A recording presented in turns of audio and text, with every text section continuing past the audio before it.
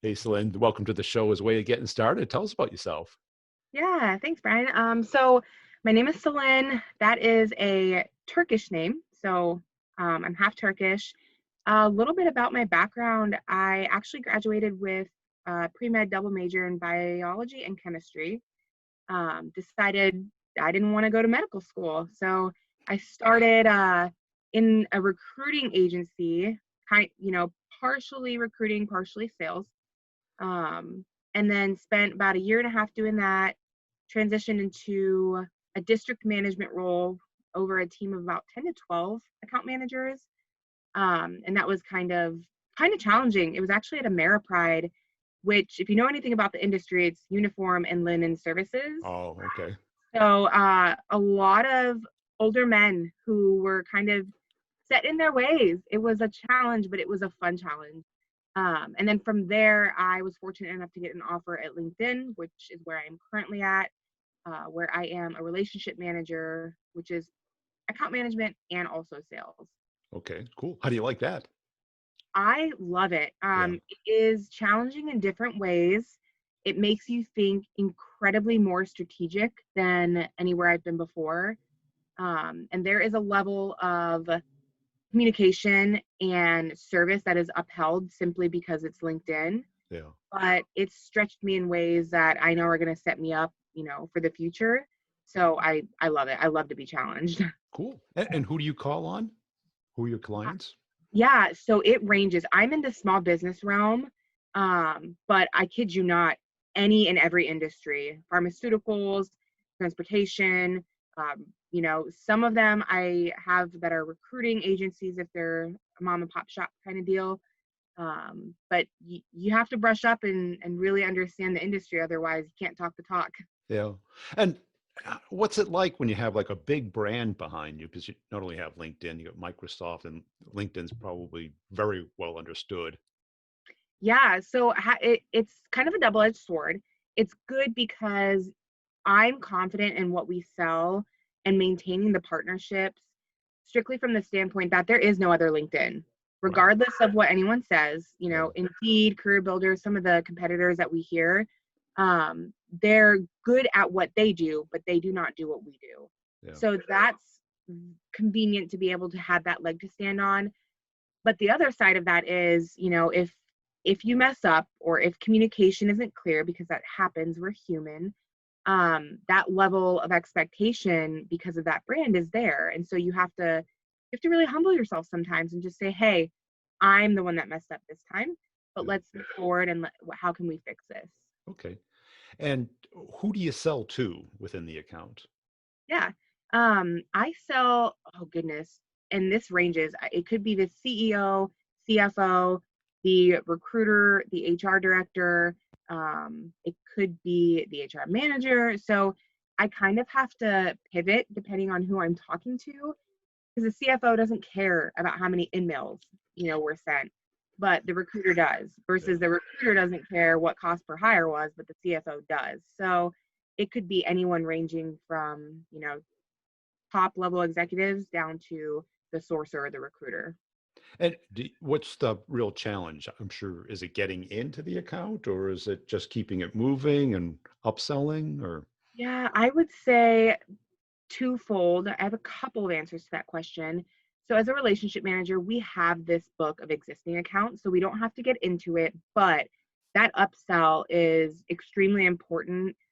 One, from the perspective that if clients have a solution that's kind of just dipping their toe in for a year or two, they'll see a little bit of ROI with it. But what we pride ourselves on is long-term partnership to actually help companies grow. And I do what I do because I genuinely love watching these companies go from 10 to 12 employees up to 50 to 60. And the strategy we've laid out together helps them get there. Yeah. But then the second piece of that is, we are responsible for upsell. That is part of our job, and numbers are numbers. So if you don't have an understanding of how to communicate, of where the client is going, how the industry affects that, um, you are not going to be able to upsell because they're not going to trust you. And trust is huge when you're selling into clients. And how do you build that? Active listening is Yeah. a big one. I've noticed that when I am actively listening and when I ask genuine questions, because I am genuinely curious, they open up. Now, it's not always easy. And sometimes you have to take a step back and say, hey, I'm not here to sell, sell, sell. We're here to ensure the solution you have fits your needs. So I'm going to be asking these questions, and I would appreciate transparency simply from the perspective of being able to help you.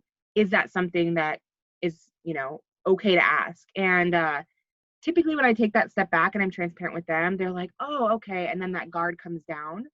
But if you don't explain that, they're defensive. They Yeah. think, oh, we're going to be spending more money. They just want to sell. So you have to be very, very communicative to the client. Cool. And what do you like most about the job?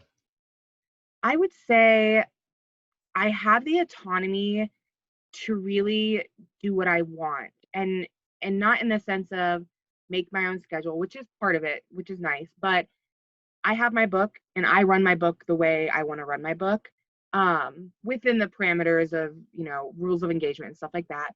But if I have a client, who needs a solution in the next 6 to 12 months, there are one of 20 different ways we could set that up. And I typically go big or go home. So I'm a little bit more aggressive with my book.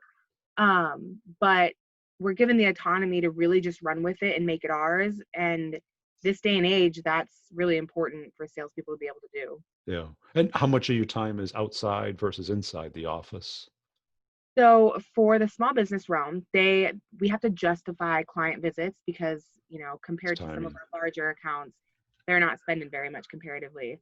Um, but I was fortunate enough, one of the few in my space that actually grew an account by 50, 60,000, I think, which is relatively larger for our space. And I actually got to go visit them in Chicago, and that was awesome. So I would say 10% out of the office, 90% in the office. And what's the challenge there? Do you do a video or is it share screen or how do you do it? Yeah, so I was doing it for my first year here at LinkedIn until I was confident with, myself in this role and being able to explain everything, and also managing, when you're face to face or even video, they can see it and they Yeah. can read everything that you're thinking. Yeah. And that was something that I had to work on at first. But this last 6 months to a year or so, my executive management had a session saying, hey, what's made people successful in these roles is video conferencing, standing when you're having these calls, just small little things to tweak.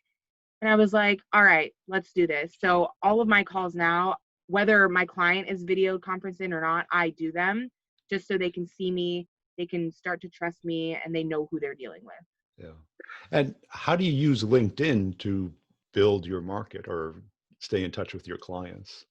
Yeah, so the first thing I do, and I have my book is about 640 clients, so it's a hefty book. The first thing I do, if they're new or existing clients with new contacts, I'll go in and I'll connect with them. I'll make that connection request.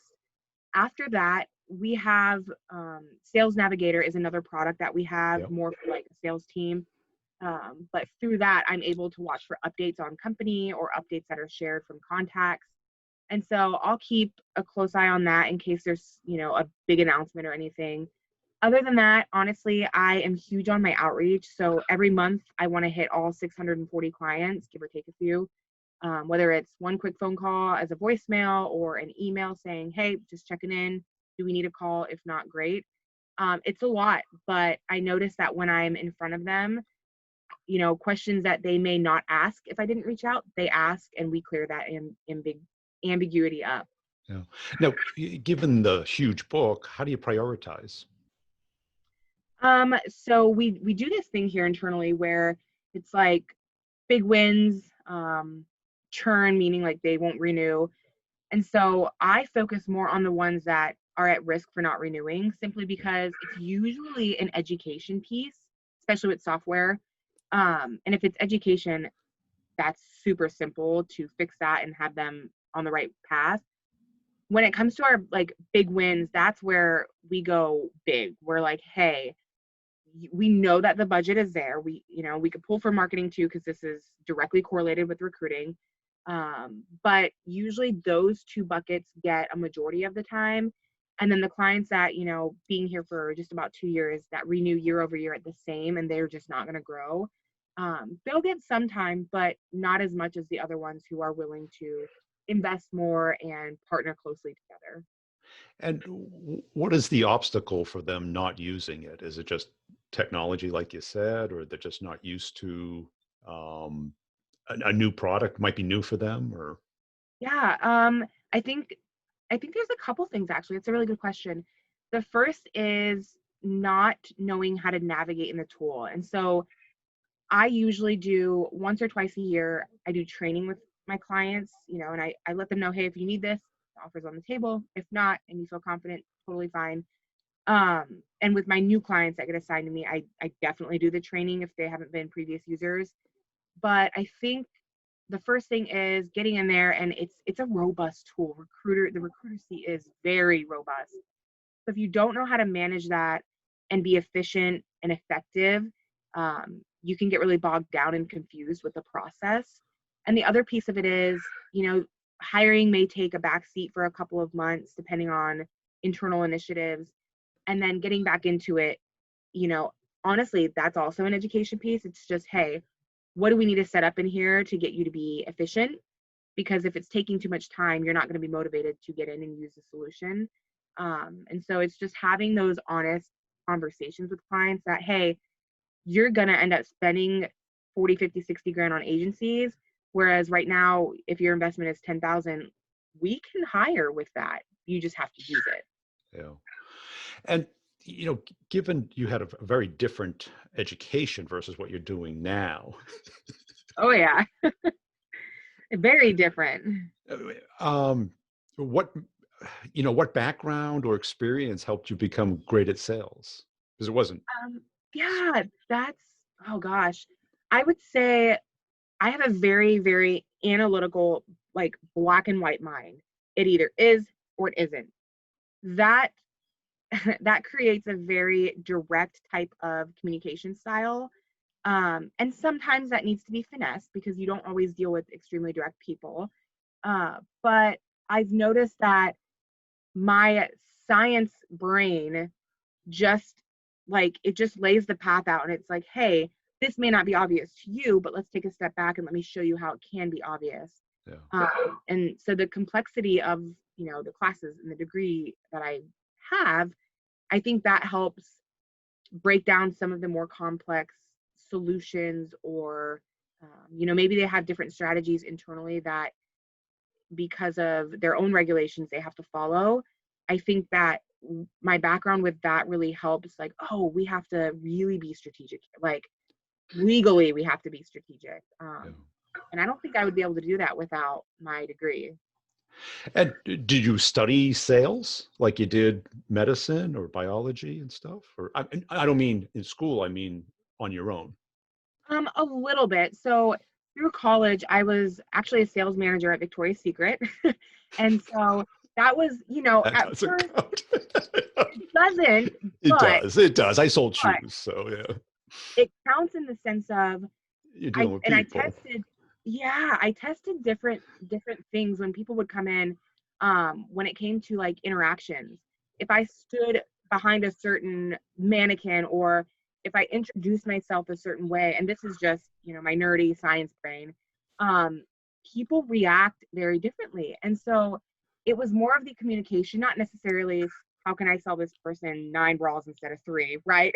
Yeah. But it was just, okay, I want to see the social cues here. Like, how can I approach each person in a way that they're going to open up to me within 5 minutes? Because a retail store, you don't have much time and they may never come back. Yeah. And everyone teaches you how can I help you, which is the worst opener you could have. Yep. You're better off just saying, oh, great day outside, or The weather, which is a horrible thing. Yep. what Yep. else? Cool. And did you enjoy that job? I loved it. Yeah. I couldn't do retail for the rest of my life. That wasn't for me, but for where I was at in life and, being in college, it was it was challenging in the sense of, um, it's especially the retail store I was working for. You really have to understand how to be compassionate with female after female coming in. And I'm so direct that I think early on it taught me, hey, we need to, uncover what's needed here, but in a way that isn't going to offend. Yeah. Yeah. Yeah. I sold shoes, and you could tell because, guys just don't even want to try them on. They just want to take them and go. Yep. And women, I got so good, I could look at their feet and guess their size. And they always told me at least a half smaller than they were. And Like, wait, it's like, wait. so I always brought the both out Yeah. because I knew it was going to happen and stuff. Yeah. But But you learn. you do learn, and you get to read people, pretty quickly. Yeah. Are they shopping or browsing? Are they, high end, low end? What's their motive? Now, when you moved into B2B, how did you find that at first? Yeah. So, how did I find the opportunity, or how did I How did you find transition? the job itself? Learning multiple steps, building rapport with people, keeping the deal moving. Yeah, so I found the job. So I'll start with Aerotech. I found the Aerotech job because I had actually reached out to my best friend who worked there. And I was like, hey, at the time I was actually working in the biochemistry lab at Creighton University here in Omaha. And I asked her, is there anything in your scientific division that I would be a fit for? I need a new job because they weren't going to up my pay once I graduated, which was an issue. And she's like, actually, not currently, but would you be interested in a role here? And at the time, I was like, I didn't, I didn't consider it, but let me hear more about this. And so that led into interviews and offers. But when it came to like business to business, again, any jump I made, career move to career move, was a referral. It was who I knew. It was never organic to where I just applied and randomly got it, which seems to be par for the course with a lot of hires I tend to see this day and age. However, business to business, there was a little bit of a transition because before I would have to align not recruiters, excuse me, candidates with companies. And then I went into, okay, now you need a product at Ameripride. What product do you need? And then LinkedIn, it was, hey, we're in this together. It's not me delivering a product, you using it, I come back 2 weeks later to make sure my account manager has delivered it, right? This time it's, hey, we need to partner together. Otherwise, you won't hire and you have to turn away your own clients, and that's lost money, So I think the piece of it that I really like is the partnership and being able to be like, each client is so different. So you have to kind of make their own plan. And you may think it's going to go this way, but after 2, 3, 5, 6 conversations, it goes this way. But I can pivot and adjust pretty easily. So I like it. Yeah. And how do you develop yourself as far as your sales skills?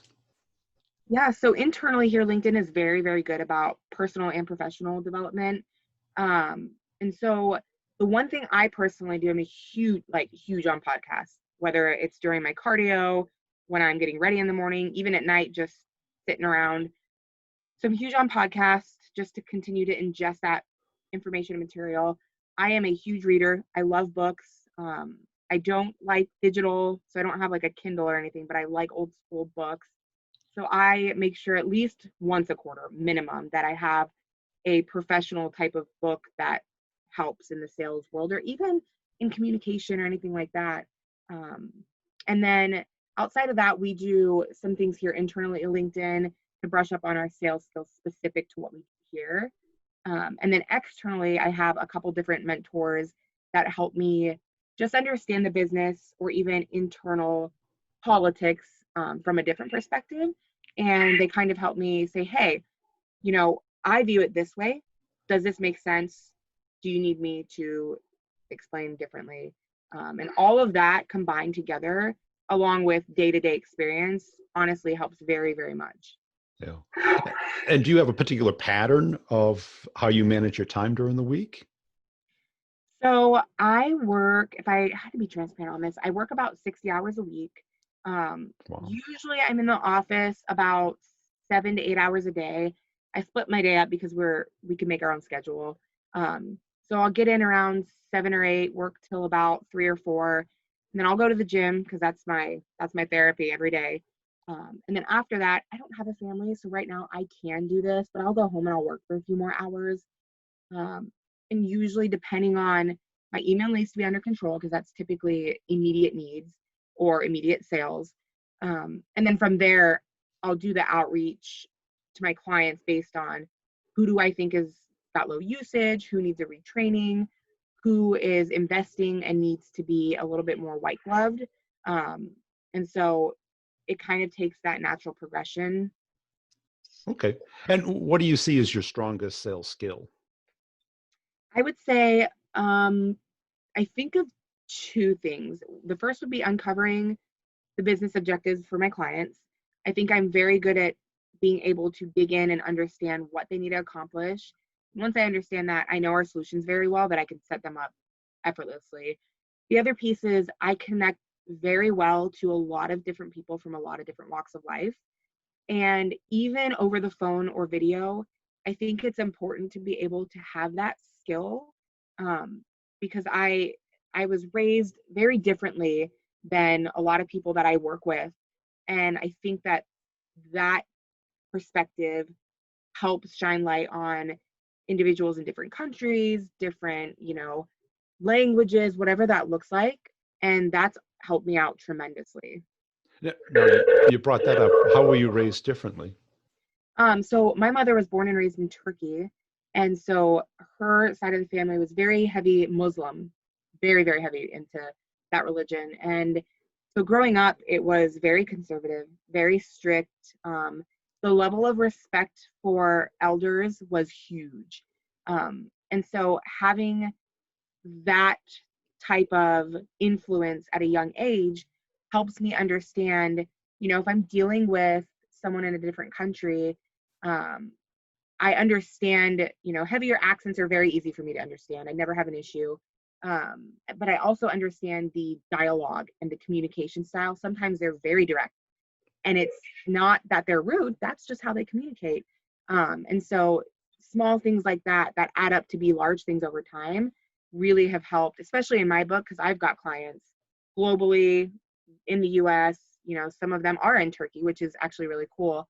And so I'm bilingual, I speak Turkish, so if I can relate to them, that's just one more thing to help build that relationship. Cool. Have you? How would you describe SMB and what's unique to it? Things can change on a dime. One moment we could have 15 to 20 hires and they need it right now. And in a week they could just be on a hiring freeze. Whereas some of the larger clients, that spend lots and lots of money, yes, they have the need, but once they're locked in, that's going to be pretty consistent and they're going to be hiring pretty consistently. With the small business realm, man, they just change and things are just, it's change is just the only word that comes to mind when I think of that. And that's huge. If you can't be a chameleon and kind of morph and pivot with them, you're not going to keep up. Yeah, because I would think with SMB that especially when it's the owner, it's their money. Where enterprise, it's someone else's money that they have to go get justified. Yep. Yeah. And those, And yeah. And also, like I said before, the CEO, the CFOs, they all want very high level. Hey, what's this going to cost? What am I getting in return? That's it. Whereas you start getting into like the director level or the manager level, and they want a little bit of both. Some of the, high level information, but also, hey, what is my team doing? And if they can't report that back, I'm essentially here to help them look good. And that transparency sometimes is very hard to get across to them because if you're not telling me what you need or hey, what's your budget?